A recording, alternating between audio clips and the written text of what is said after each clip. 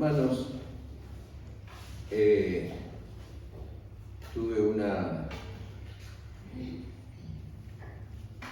algunos me pedían, preguntaban si iba a continuar con el capítulo 3 de Génesis, pero también he recibido algunos llamados de hermanos que me decían: pastor, necesitamos una palabra acerca de la situación económica tan difícil que estamos viviendo, ¿no?, como país. Y decidí hoy interrumpir estos 4 mensajes de Génesis que estábamos dando y hablar un poquito acerca de la situación en general. ¿Qué hacer ante la crisis que vive nuestro país? ¿Qué hacer nosotros? ¿Qué podemos nosotros hacer? Realmente, estamos en una situación de cierta alarma, ¿no es cierto?, en lo económico. Ustedes ven cómo el dólar va escalando, cómo el peso se va devaluando, cómo la inflación va creciendo de manera galopante. Ustedes ven cómo algunos sectores especulan. Ustedes ven también la impotencia o inacción del gobierno frente a todo esto. Ustedes ven las marchas y los cortes que hay por distintos lados, ¿no es cierto? ¿Qué hacer ante esta crisis económica? Y se me venían como muchos textos a la cabeza, muchas palabras a la cabeza, y yo quería ir leyendo con ustedes algunas cositas que el Señor me fue mostrando. La primera de ellas es que el Señor nos invita a evitar la ansiedad. Obviamente, ante estas situaciones es prácticamente muy difícil evitar la ansiedad. Cuando estemos en el reino escatológico de Cristo ya no habrá ansiedades, pero mientras tanto tenemos que luchar para evitar las ansiedades, ¿no es cierto? Esos estados de ansiedad que tenemos muchas veces ante estas situaciones. Y quería empezar leyendo allí en el capítulo 6, versículo 25 del Evangelio según San Mateo, Mateo 6, 25. Y el texto dice así: por tanto les digo, no estén ansiosos por su vida, qué han de comer o qué han de beber, ni por su cuerpo qué han de vestir. ¿No es la vida más que el alimento y el cuerpo más que el vestido? Miren las aves del cielo, que no siembran, ni siegan, ni recogen en graneros, y su Padre Celestial las alimenta. ¿No son ustedes de mucho más valor que ellas? ¿Quién de ustedes podrá, por más que se afane, añadir a su estatura un codo? ¿Por qué se ponen ansiosos por el vestido? Miren los lirios del campo, cómo crecen. Ellos no trabajan ni hilan, pero les digo que ni aun Salomón con toda su gloria se vistió como uno de ellos. Si Dios viste así a la hierba del campo que hoy está y mañana es echada al horno, ¿no hará mucho más por ustedes, hombres de poca fe?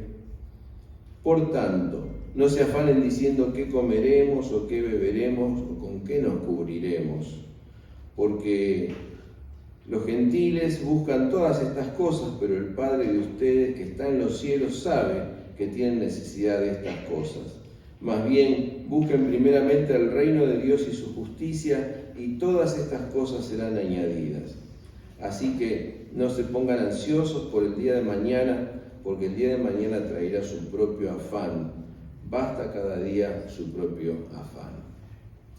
Hermanos, yo creo que evitar la ansiedad es lo que nos toca en este momento, ¿no es cierto?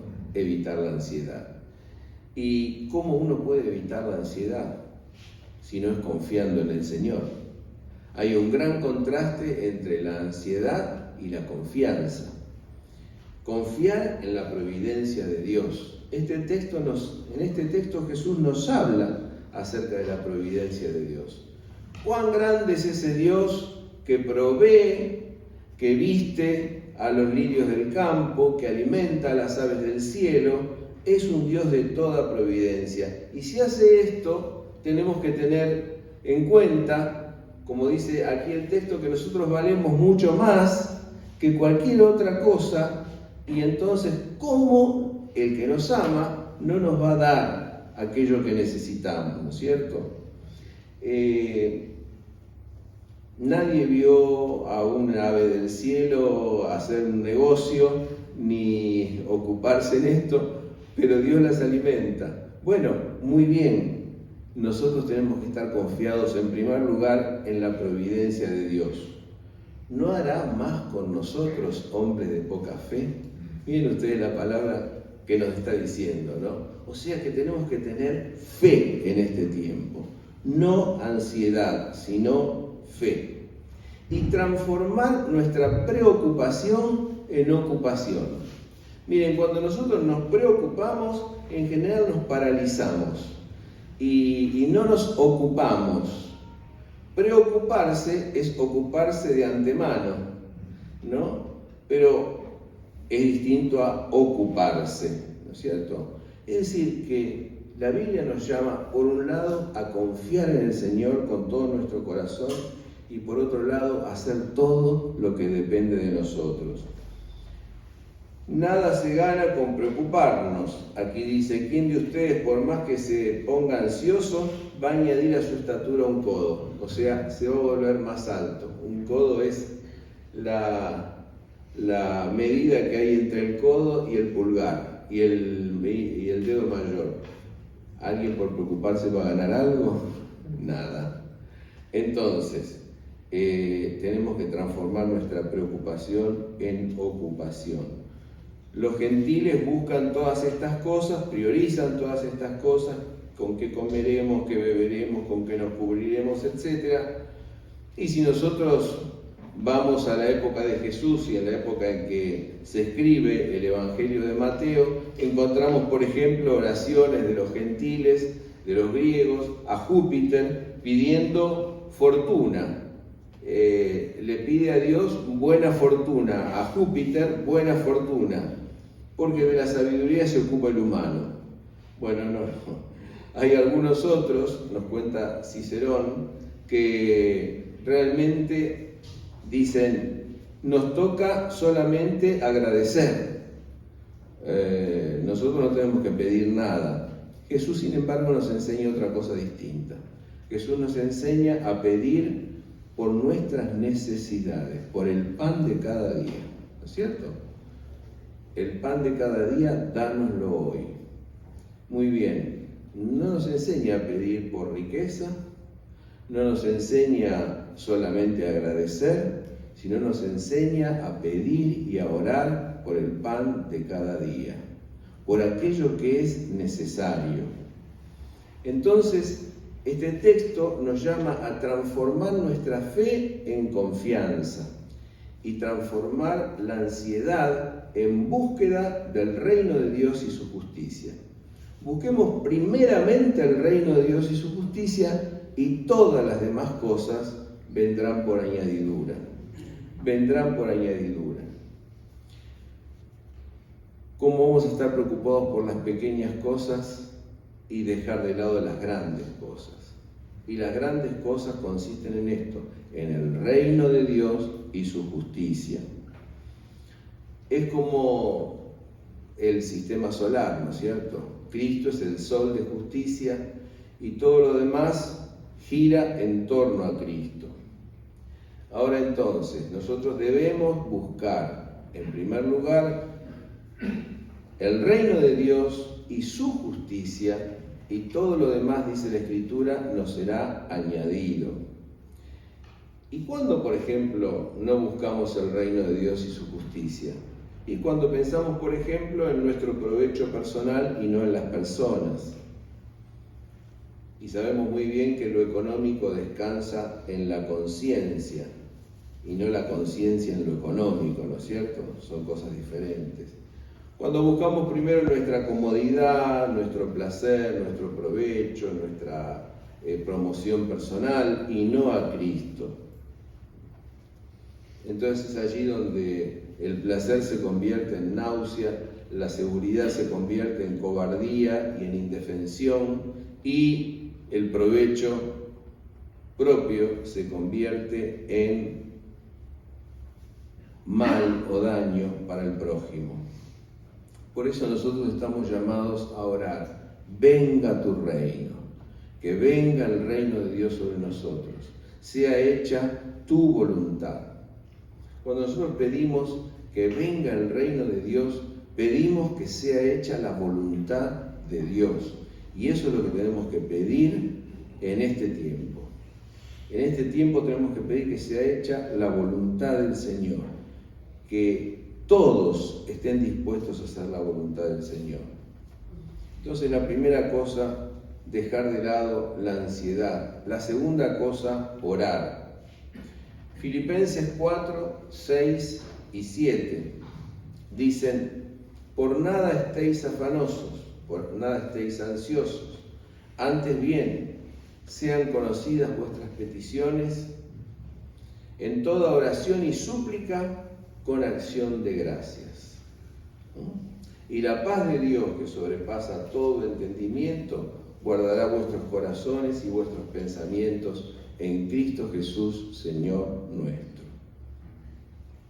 Ante los problemas, ante las dificultades económicas, ante las dificultades laborales, ante las dificultades de cualquier tipo, cuando se nos va desordenando en alguna medida la vida, tendemos a ponernos ansiosos, ¿sí?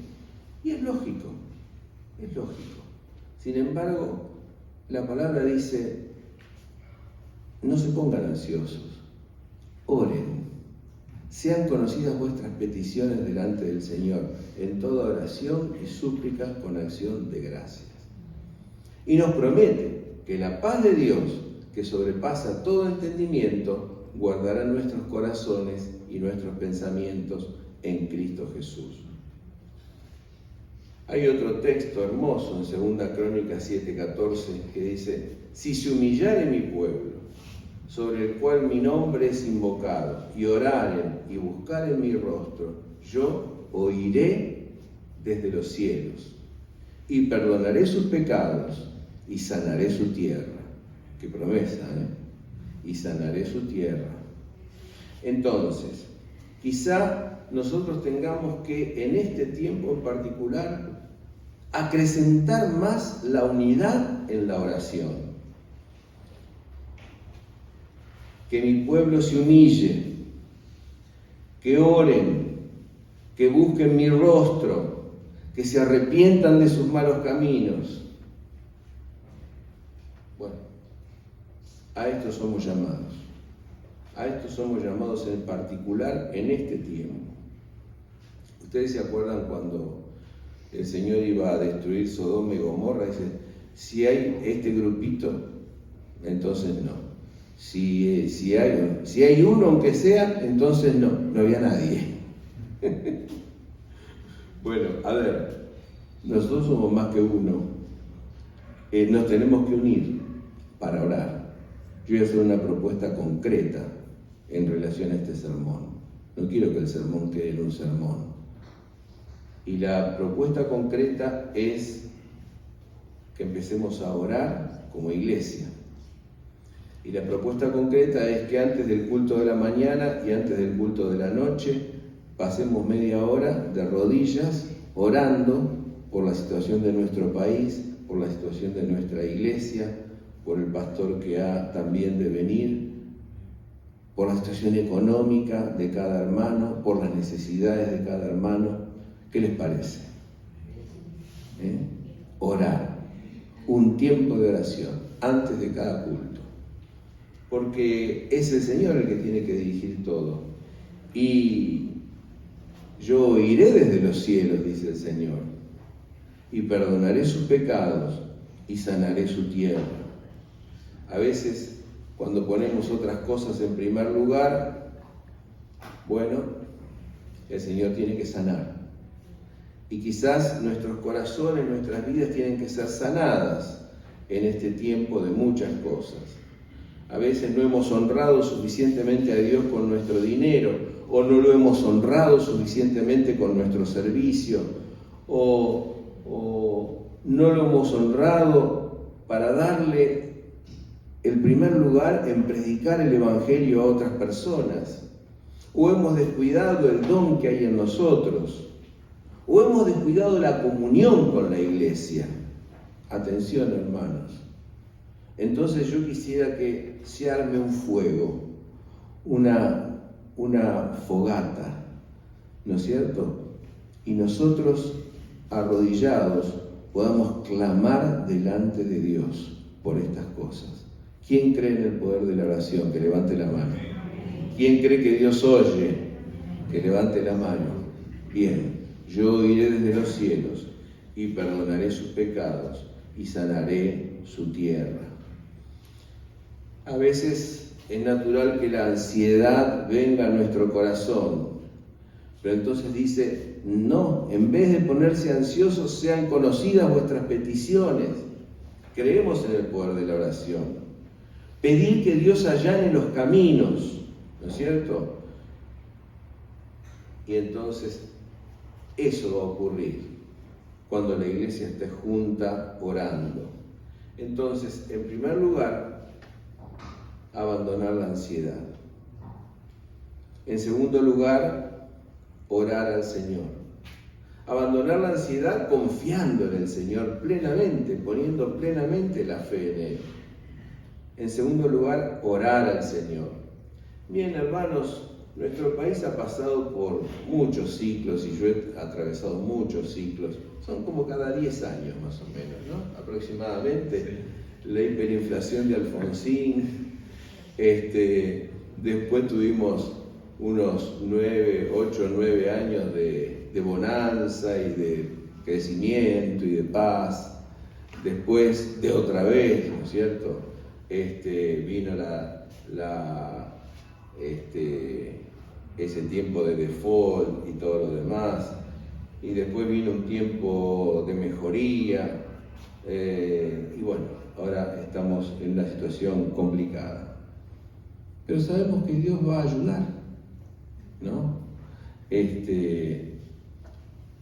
Y nosotros lo que tenemos que hacer es aferrarnos a sus promesas, a las promesas del Señor.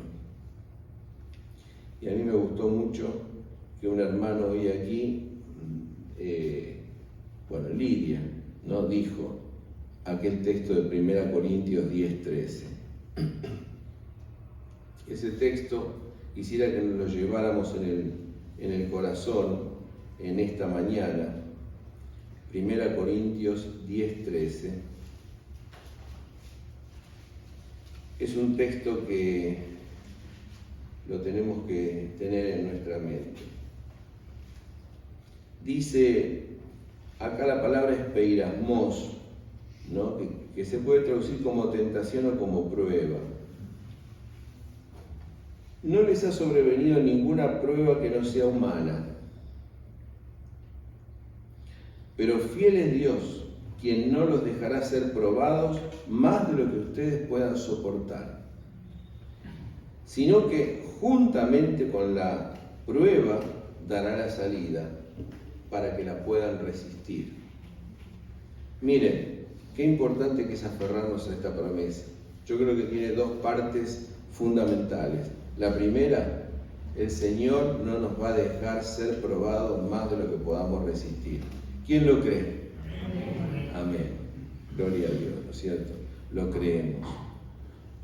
Soportamos con la ayuda de la gracia de Dios. No soportamos por nuestra valentía, ni por nuestras fuerzas, No, soportamos por la ayuda de la gracia de Dios. Y todos hemos tenido que soportar tiempos difíciles en la vida de cada uno, ¿no? Dejemos de lado la situación que está viviendo ahora el país y pensemos en nuestras historias personales. Yo me acuerdo que en los primeros tiempos de casado soportábamos unas pruebas muy difíciles, muy difíciles. Cuando Vivíamos en un lugar que era un ambiente a la calle dividido, una carnicería que digamos como arreglado para que se hiciera una vivienda, y era un frío que no se podía parar de ninguna manera. Las goteras y los boquetes no se podían parar de ninguna manera, no había forma. Lo que ganábamos en ese momento es como si ahora ganáramos 50.000 pesos, pongámosle, para vivir. Natalia era chiquita, hasta sus 2 años o 3 años más o menos. No vivíamos cerca de la iglesia, nos teníamos que trasladar a la iglesia. Pero sin embargo, con la ayuda de Dios pudimos soportar todo eso. Y contando las monedas para ver si realmente podíamos tomar el colectivo hasta la estación, que nos quedaba 20 cuadras, o teníamos que ir caminando. Esa era la situación general.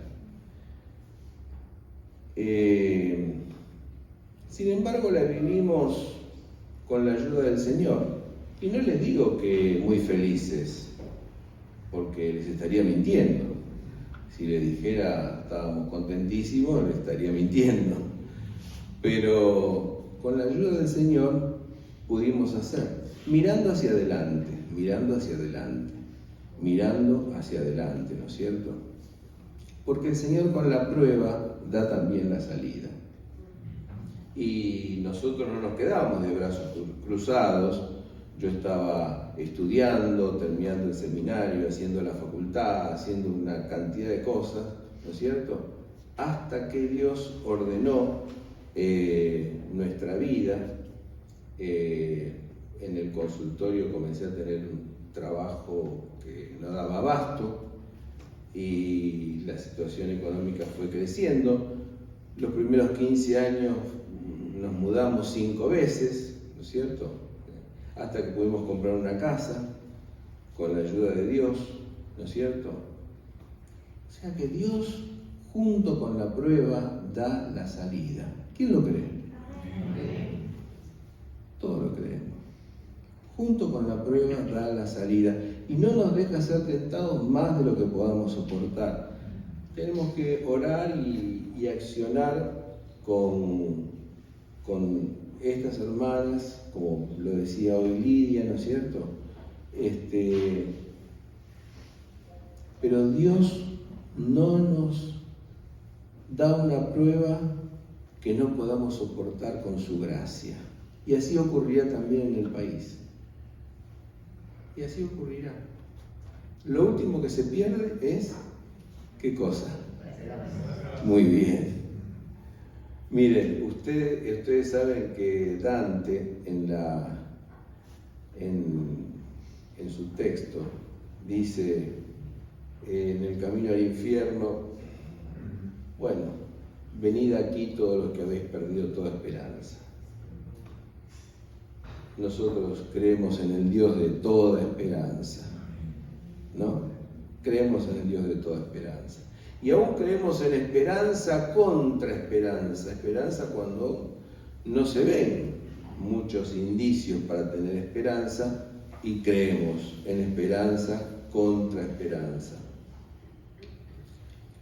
Aunque veamos un país en donde hay corrupción, aunque veamos un país donde se pretende salvar la inflación a partir de préstamos desmesurados, o si no a partir de una emisión desmesurada de dinero, no se activan los canales productivos que están intactos, ¿no es cierto?